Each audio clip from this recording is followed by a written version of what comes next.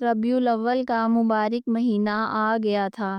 ہر طرف روشنی، جھنڈیاں اور سبز پرچم لہرا رہے تھے۔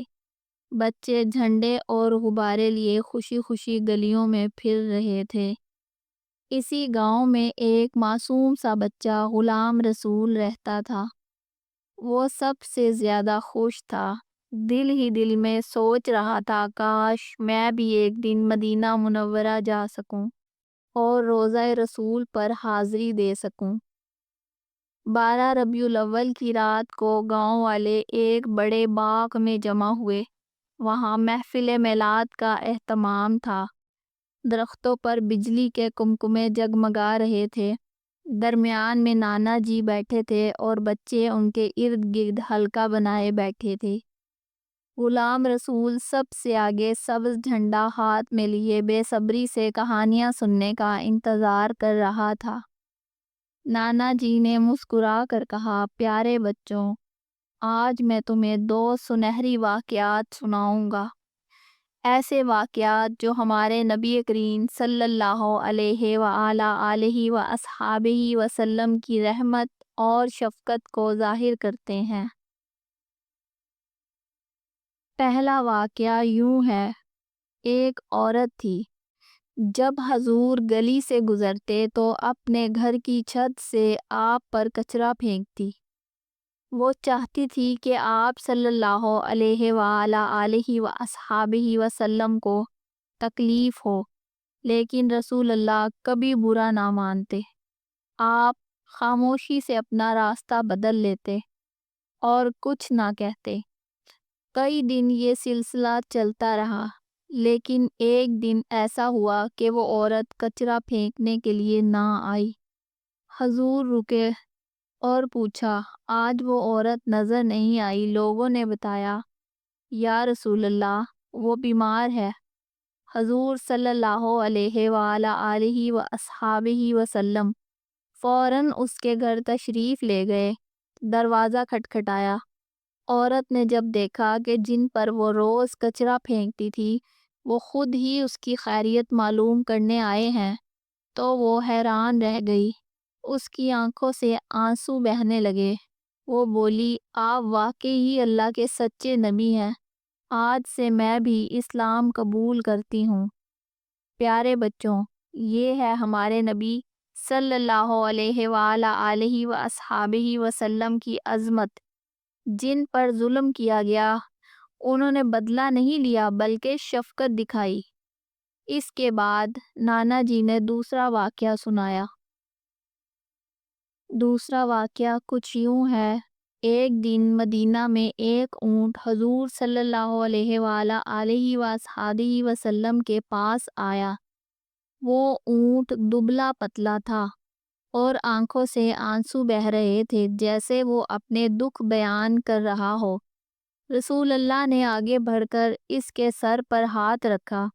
پھر آپ نے فرمایا، یہ اونٹ شکایت کر رہا ہے کہ اس کا مالک اسے بھوکا رکھتا ہے اور اس پر زیادہ بوجھ ڈالتا ہے۔ یہ سن کر اونٹ کا مالک شرمندہ ہو گیا۔ حضور نے فرمایا، اللہ سے ڈرو۔ ان جانوروں کے بارے میں جو بول نہیں سکتے، انہیں بھوکا نہ رکھو، ان پر اتنا ہی بوجھ ڈالو جتنا وہ اٹھا سکتے ہیں۔ پیارے بچوں، ہمارے نبی صلی اللہ علیہ وآلہ آلہ وصحبہ وسلم صرف انسانوں پر ہی نہیں بلکہ جانوروں پر بھی رحم فرماتے تھے۔ یہ واقعات سن کر غلام رسول کی آنکھوں میں آنسو آ گئے۔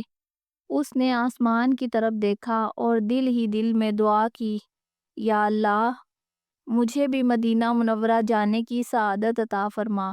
مجھے بھی روضہ رسول صلی اللہ علیہ وآلہ آلہ وصحبہ وسلم پر حاضری نصیب ہو۔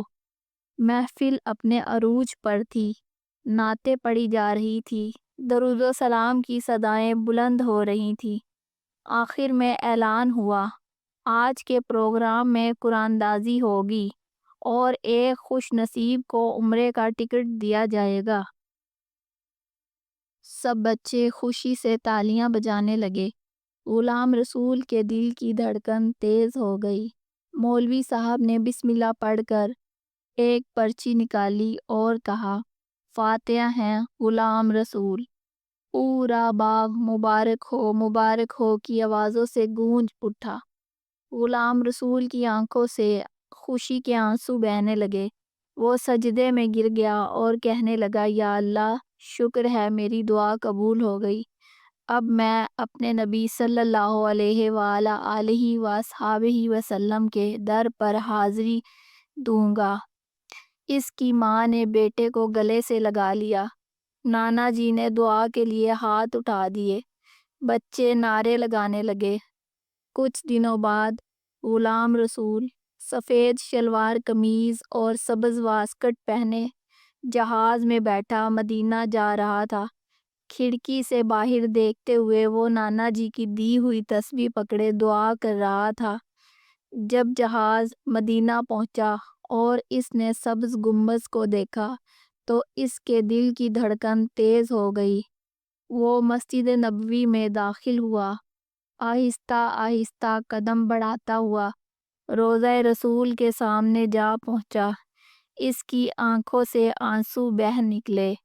اس نے کہا، یا رسول اللہ صلی اللہ علیہ وآلہ وصحبہ وسلم، میں آپ سے محبت کرتا ہوں اور وعدہ کرتا ہوں کہ آپ کی سنت پر عمل کرنے کی کوشش کروں گا۔